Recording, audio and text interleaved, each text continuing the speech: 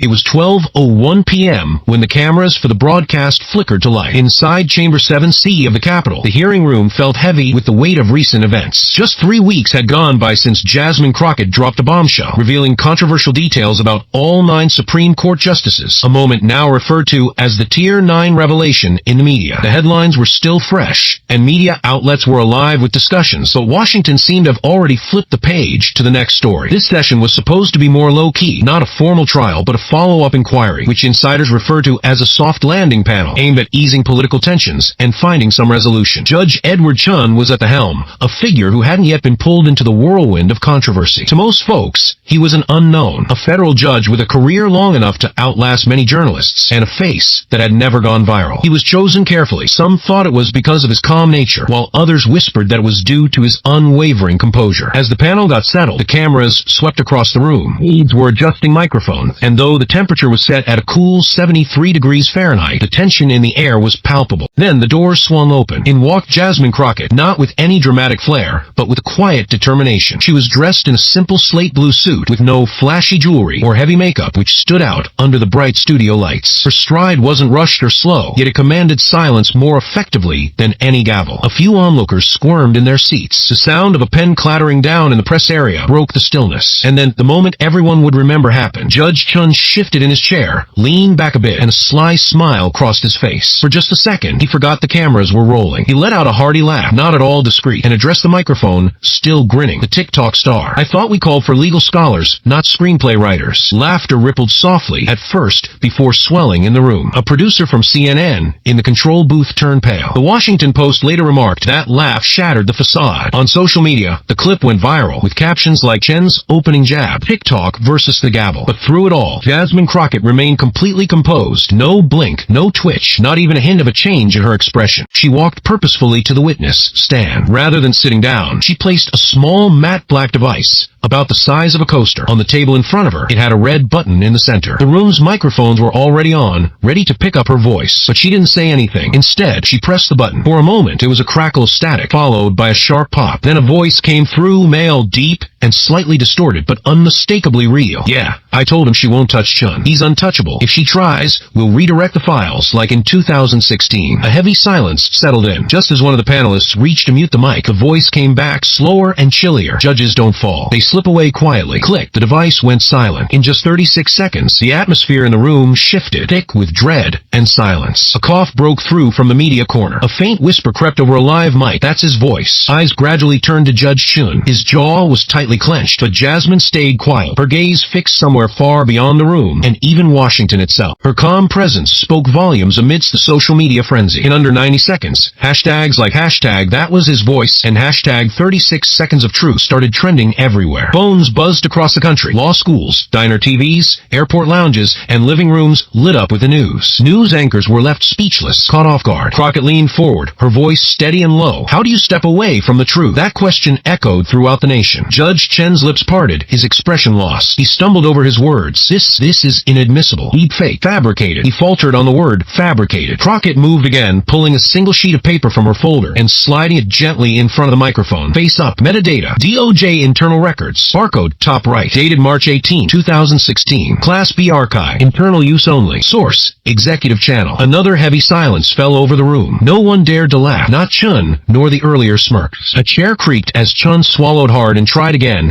But the words just wouldn't come. Jasmine didn't need to say a word. She let the live stream speak for itself. Viewers were already tuned in, capturing every moment. CNN quickly responded with a breaking news alert. Crockett placed 36-second audio. Chen implicated. MSNBC was even faster, reporting. DOJ metadata confirms 2016 recording origin. Fox paused for a moment. Inside the room, a Reuters reporter was furiously typing on her tablet. Voice in recording matches Judge Edward Chen's 2016 dealing file. Crockett is quiet, but the nation isn't. Crockett maintained her calm demeanor. No dramatics, no outbursts. She simply intertwined her fingers, waiting, not for applause, but for the next lie to surface. In the back, a Howard Law student leaned over to a friend, saying she didn't come with evidence. She brought memory. Meanwhile, cable news networks were in a frenzy. X was updating every 10 seconds. Signs reading, "Retire from the truth," popped up in protests across 3 cities. What was supposed to be a straightforward hearing turned into a national reckoning. The big question remained, what was Judge Chen up to back in 2016? Jasmine was just just getting started. The atmosphere in the room was thick. Every breath felt strained. Everyone was silent, unwilling to disrupt the moment. In Washington, when a voice spills out from a DOJ archive and Jasmine Crockett plays it, there's no room for interruptions. You just brace yourself. Judge Chen looked frozen, then, as if waking from a bad dream, he reached for the gavel. His hand hovered, then fell. He couldn't bring himself to strike it. Instead, he leaned into the microphone, his voice shaky. The committee will take a 10-minute break to address technical issues. The word issues felt empty, insincere. The law students, reporters typing away under their desks, and the public streaming across 5 platforms weren't buying it. They echoed Crockett's powerful words. How do you retire from the truth? The committee wasn't really going on a break. Staffers murmured into headsets. Aides rushed around, and phones were pressed to ears. Crockett remained steady, unblinking, and silent. Down the hall, the Office of Congressional Ethics hurried to verify the audio. Meanwhile, 2 floors below, Marcus, a young DOJ archivist catching the hearing live during his lunch break, began to sift through file logs he wasn't supposed to access. He didn't care. The March 18, 2016 date was significant. Class B archive, private communications, judicial discretion. 2 names, Chen E, and one that was redacted. That file shouldn't even exist. Marcus shut down his monitor, left his lunch behind, and walked out of the building. Some truths don't wait for approval. 10 minutes turned into 12, and then 15. Cameras were rolling, and viewers were glued to their screens. A junior ethics officer came back, looking pale, and whispered something to Chen. His expression tightened. He adjusted his microphone and tried again. After reviewing the audio, it seems to come from a DOJ archive. It's admissibility, but he didn't finish his thought. Jasmine jumped in. You want to talk about admissibility? Let's bring up what wasn't admissible back in 2016. Evidence that never made it to trial. Sealed testimonies with no clear reason. Names redacted without request. Mothers burying their sons with no answers. You call this inadmissible, Judge? I call it overdue. The room went silent. No applause. Just a heavy weight. Crockett opened her folder again, pulling out a colored printout of an email sent just an hour ago by a former DOJ staffer after watching the broadcast. She read aloud. Her voice was steady, but her eyes were sharp, not filled with rage or sadness. We were instructed to flag Judge Chen's files as non-releasable unless Congress issued a subpoena. It wasn't written down, but we all followed it. I did. She folded the paper, and nobody moved. It was a confession, written live, and it changed everything. Crockett nodded towards a screen, and the lights dimmed. A map appeared with 12 red dots spanning 8 years, each representing a federal trial overseen by Chen. She explained, 12 cases, 8 years, 5 of them tied to companies' funding packs, and 1 linked to Chen's nephew, as noted in a transfer memo from 2021. The New York Times would later headline, Justice Bends in Patterns. The atmosphere shifted from tension to determination. Law students sat up straighter. Panelists leaned in closer. Crockett produced a navy blue binder, 800 pages thick, with signatures from lawyers, professors, clerks, judges, and students,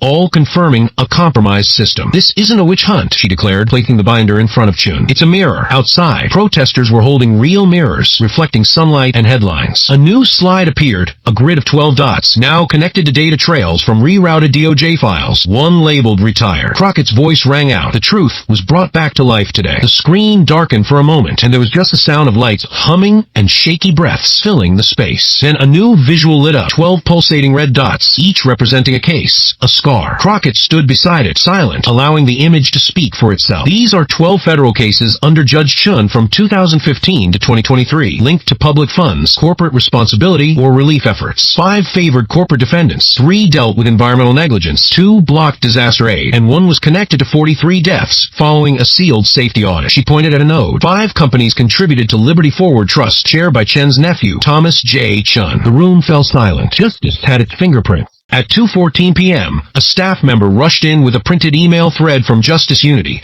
a PAC that Chen had denied any connection to. Crockett stood up, saying, Madam Chair, we have new material here. It's verified, time-stamped, and part of the congressional record. Internal communication from Justice Unity on March 4, 2021, states, confirmed wire, $840,000 to Capital Bridges Initiative, beneficiary Chen Foundation under T. Chen Jr. This has been flagged for the panel's attention. Just 19 days later, Chen denied any wrongdoing involving $11.6 million in restitution. On the screen, the routing slip appeared, $840,000, signed by T. Chen Jr., labeled for Judicial Access Programming. Crockett's tone sharpened. Blocking relief isn't the same as access. Silencing victims isn't progress. Laundering influence through family only tarnishes justice. The committee decided to push for a criminal investigation into Chen's finances. He sat there, silent, no longer untouchable. Outside, crowds were growing, holding signs that read, Truth has no robe. Crockett's closing statement statement hung in the air. We traced the money, and it led us here. The gavel never came down. Instead, 800 pages were lifted, cameras documenting the moment in history. Chants rising. Justice didn't just whisper. It made its presence known.